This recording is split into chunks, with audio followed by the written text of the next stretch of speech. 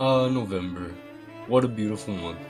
The Scorpios are chirping, the leaves turn a nice red orange, the clock goes back an hour during your graveyard shift, so you have to work an extra hour, and all the guys and girls participate in Triple N, aka No Nut November, where you don't nut for a whole month. God, that sounds boring.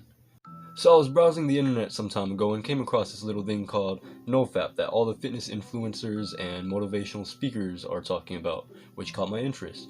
Basically, you don't jack your box, finger lick your chicken, or have it your way for as long as you can, which apparently causes superpowers or something like that, or at least overconfidence. Now, these people hate the hub, which is understandable because after that post-nut clarity hits, that shit gets weird and you're stuck wondering why you searched it up in the first place. But basically, after about a week, your testosterone apparently rises and you have the confidence and urge to talk to chicks, or guys if you're into that thing, and you also feel better about life and everything in it. Well, I was like, hey, that sounds pretty bitchin', so I tried it out for a little over 2 months to see for myself. And what better time to make a video about it than No Nut November, you feel what I'm saying? Or maybe not, because if you get convinced by this video that you're better off just milking your cow, then this might not be helpful to your streak. But so to get down to the point, first off is the claims that you'll be some overconfident macho motherfucker with no brain fog and full of life and energy and horniness. Yeah, I was like, none of those but the last one. Like, I would look at a tree or something that looked vaguely like a hot chick and get bricked like some kid's jailbroken iPhone, you know what I mean? You know that one Jack Harlow video where he's talking about how he's like getting turned on by like a reindeer and a fish and stuff? A lot of cartoon characters that used to get me sexually aroused as a kid. She was one of them. The female reindeer from the Rudolph claymation series. When I was in preschool, I used to be bricked up watching that shit. And then that fine-ass fish from Shark Tale. But she goes up there with her fine ass. Yeah. Anyways, now I don't really consider myself to be an unconfident person in the first place, and I already hit the gym consistently, plus I'm young, so I have a decent amount of energy, but I never really felt too different compared to like before nofap.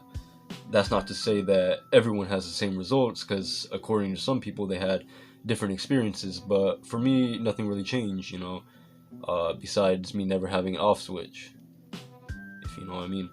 But after a month, there was this one week where I think it was like I had 4 wet dreams or something in like a week, which they say doesn't count as a relapse, but you're still getting rid of some of that white honey, Apparently having sex doesn't count as a relapse either, which I find not really fair, considering you have something to get rid of your kids, and going by that logic, can't you buy a sex doll and pretend it's a real woman?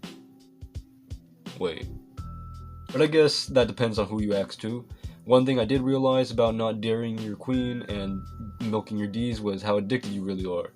Even if you're one of those people who do it once or twice a week, me being a teenager, I was like, psh, I'm not even addicted, I can stop wiggling the worm for a couple of months, because let's face it, for most guys it's probably the time, usually after post-nut clarity, that your little orgasm becomes a choregasm.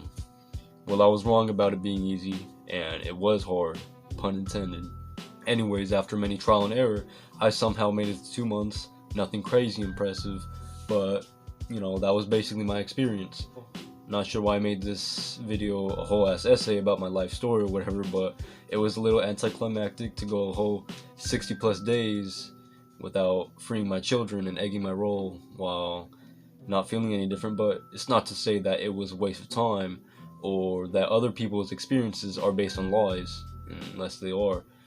Like I said though, everybody's different, and what's important is what you spend your time, like all the extra time doing, rather than staining your bed sheets. And in the end, what I gotta say is, go try it for yourself, what you got to lose. Even if you think you have a problem or something, or if you think you don't have a problem, it doesn't hurt to try. And I mean, I don't know if it doesn't hurt, who knows, I'm not a scientist, but just because Triple N ends doesn't mean your streak has to too. But on the flip side, letting out a quick one every once in a while isn't bad either.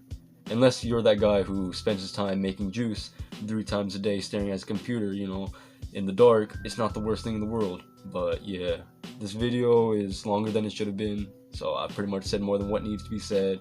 Like I said, didn't feel any different. 2 months, kind of boring, but yeah, thank you for coming. I know it's pretty hard, but you can't cheat it, only beat it. And you know, make sure those sex videos on your homework folder become X videos, and make sure hentai becomes men time. Wait, that sounds weird. Make sure you make sure you try to you don't masturbate. Find a gym crush and pass her weights.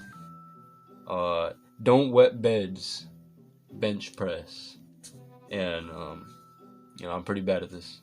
And just say hi to your stepsister for me. Peace.